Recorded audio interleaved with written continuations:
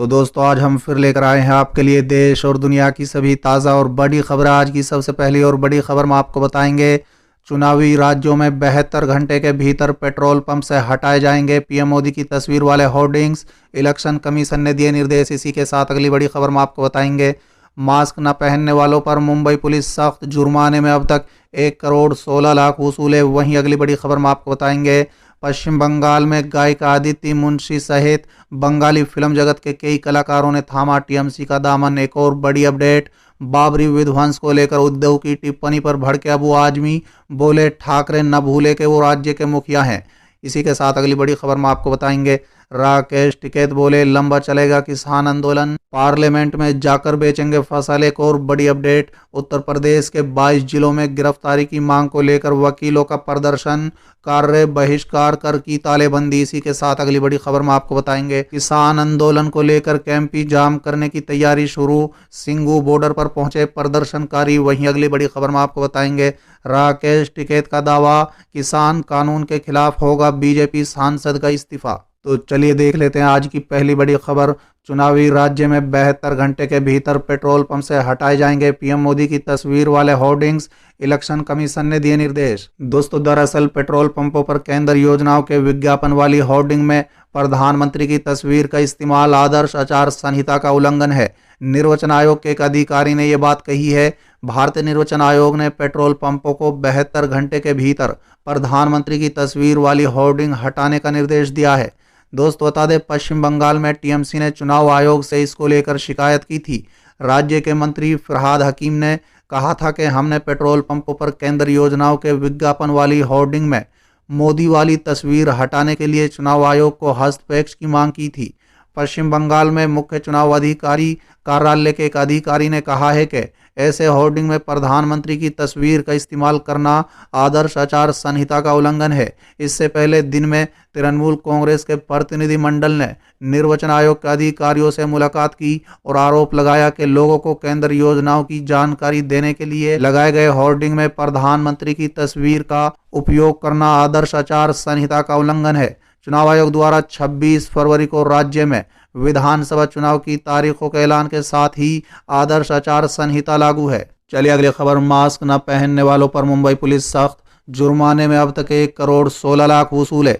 दोस्तों दरअसल देश में टीकाकरण का सेकंड फेज शुरू हो चुका है। इस बीच मुंबई में एक बार फिर कोरोना वायरस के मामले तेजी से बढ़ रहे हैं। सीएम उद्धव ठाकरे को कई बार अपील करने के बावजूद मुंबई में लोग सार्वजनिक जगहों पर मास्क नहीं पहन रहे हैं। मुंबई पुलिस ने सख्ती दिखाते हुए बीते 15 दिनों से मास्क न पहनने वालों के खिलाफ जुर्माना लगाने का अभियान चलाया हुआ है। दोस्तों बता दें, मुंबई पुलिस ने पिछले 13 दिनों में बिना मास्क के घूम रहे करीब 58,000 लोगों के खिलाफ कार्रवाई करते हुए काफ़ी जुर्माना वसूला है। इस कार्रवाई के जरिए मुंबई पुलिस ने जुर्माने के तौर पर मास्क के बिना घूमने वाले लोगों से करीब 1 करोड़ 16 लाख रुपए वसूले हैं। चलिए अगली खबर, पश्चिम बंगाल में गायिका अदिति मुंशी सहित बंगाली फिल्म जगत के कई कलाकारों ने थामा टीएमसी का दामन। दोस्तों दरअसल चुनाव राज्य पश्चिम बंगाल में गुरुवार को बंगाली फिल्म जगत से जुड़े कई लोगों ने सत्तारूढ़ तृणमूल कांग्रेस का दामन थामा। फिल्म अभिनेता और डायरेक्टर धीरज पंडित, अभिनेत्री सुभद्रा मुखर्जी और गायिका अदिति मुंशी टीएमसी में शामिल हुई हैं। इसके अलावा बीजेपी नेता उषा चौधरी ने भी तृणमूल कांग्रेस का दामन थामा है।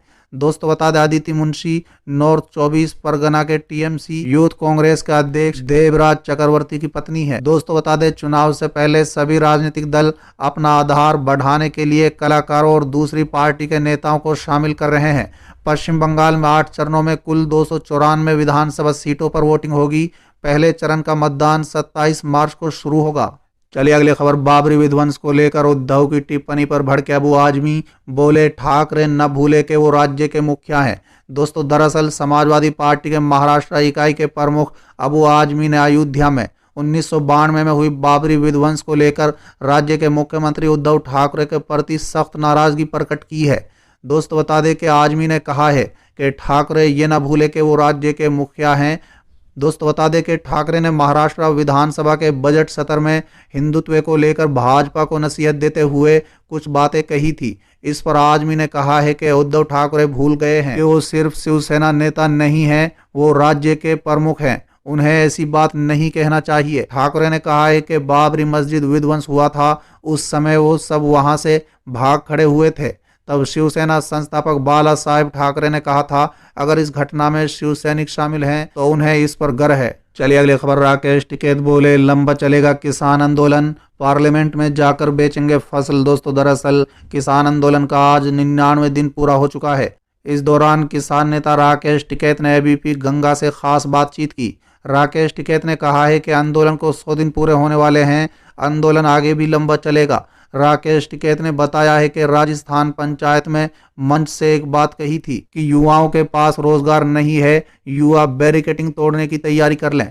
टिकैत ने कहा है कि हमने यही कहा है कि खेत से ही रोजगार पैदा करते हैं। नागौर में पुलिस ने बैरिकेडिंग कर रखी थी और बहुत ही दूर दूर वाहन खड़ी कर रखी थी। एक सवाल के जवाब में उन्होंने कहा है कि महंगाई बढ़ रही है, गैस सिलेंडर के दाम भी बढ़ रहे हैं, हम फिलहाल राजनीति से दूर हैं। वहीं गर्मी की तैयारी भी चल रही है, छप्पर लगाए जा रहे हैं, कूलर आने वाले हैं।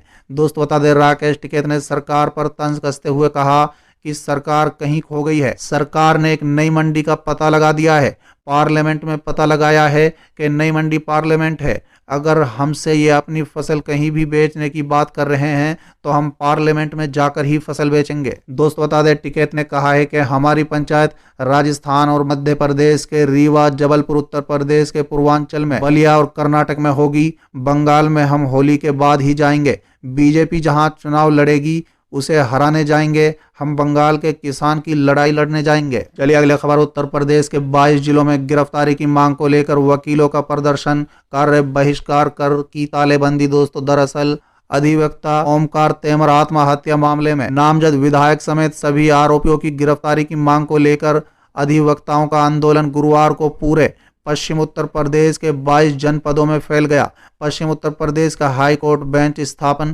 केंद्र संघर्ष समिति के आह्वान पर सभी जनपदों में कार्य बहिष्कार कर कचहरी के प्रवेश द्वारों पर तालाबंदी की गई। चलिए अगली खबर। किसान आंदोलन को लेकर कैंपी जाम करने की तैयारी शुरू, सिंगू बॉर्डर पर पहुंचे प्रदर्शनकारी। दोस्तों, दरअसल नए कृषि कानून के खिलाफ दिल्ली की सीमाओं पर आंदोलन कर रहे किसानों को 6 मार्च को यहां बैठे 100 दिन पूरे होने वाले हैं। ऐसे में अब किसान सरकार पर दबाव बनाने के लिए एक बार फिर से अन्नदाता की ताकत दिखाने जा रहे हैं। किसानों ने ऐलान किया है कि वो 6 मार्च को कैंपी एक्सप्रेसवे को जाम करेंगे। अब किसान इसी की तैयारी में जुटे हुए हैं। दोस्तों, बता दें, सिंगू बॉर्डर पर किसानों के समर्थन में पंजाब के सरहिंद से युवाओं का दल पहुंचा है। वहीं दूसरी ओर टिकरी बॉर्डर पर स्टेज को बढ़ाया जा रहा है। गर्मी से बचाव के लिए 200 फुट का एक पंडाल भी तैयार किया जा रहा है। दोस्तों, बता दें, कल से ही इस पर काम शुरू हो चुका है। इतना ही नहीं, किसानों की सुविधाओं को ध्यान में रखते हुए कूलर और पंखों की व्यवस्था की जा रही है। दोस्तों, बता दें, वहीं दूसरी ओर पंजाब में भी ट्रैक्टर ट्रॉलियों को दिल्ली में लाने के लिए तैयारियां की जा रही हैं। चलिए अगली खबर। राकेश टिकैत का दावा, किसान कानून के खिलाफ होगा बीजेपी सांसद का इस्तीफा। दोस्तों, दरअसल भारतीय किसान यूनियन के प्रवक्ता और किसान नेता राकेश टिकैत ने दावा किया है कि जल्द ही भारतीय जनता पार्टी का एक सांसद किसान आंदोलन के समर्थन में इस्तीफा देगा। हालांकि टिकैत ने कथित बीजेपी सांसद के नाम की जानकारी नहीं दी। टिकैत ने कहा है कि जितने बीजेपी के सांसद हैं उतने दिन ये आंदोलन चलेगा। टिकैत के इस ऐलान के बाद अटकलों का दौर शुरू हो गया है। कई जानकारों का मानना है कि पश्चिम यूपी का कोई बीजेपी सांसद इस्तीफा दे सकता है। कुछ लोगों का मानना है कि ये शुरुआत हरियाणा या पंजाब से हो सकती है। दोस्त, बता दें, एक मीडिया रिपोर्ट के अनुसार टिकैत ने कहा है कि वो संसद पर मंडी बनाएंगे। उन्होंने कहा है कि सरकार कह रही है कि हम कहीं भी फसल बेच सकते हैं, किसी भी दाम पर बेच सकते हैं। ऐसे में जहां पर कृषि कानून पास किए गए उसी संसद के बाहर किसान फसल बेचेंगे, क्योंकि वहां पर तो एमएसपी की गारंटी मिल जाएगी। चलिए अगली खबर। अकालियों ने विधानसभा की ओर किया कूच, पुलिस ने रास्ते में रोका। दोस्तों, दरअसल पंजाब विधानसभा में बजट इजलास के चौथे दिन की कार्यवाही शुरू की गई।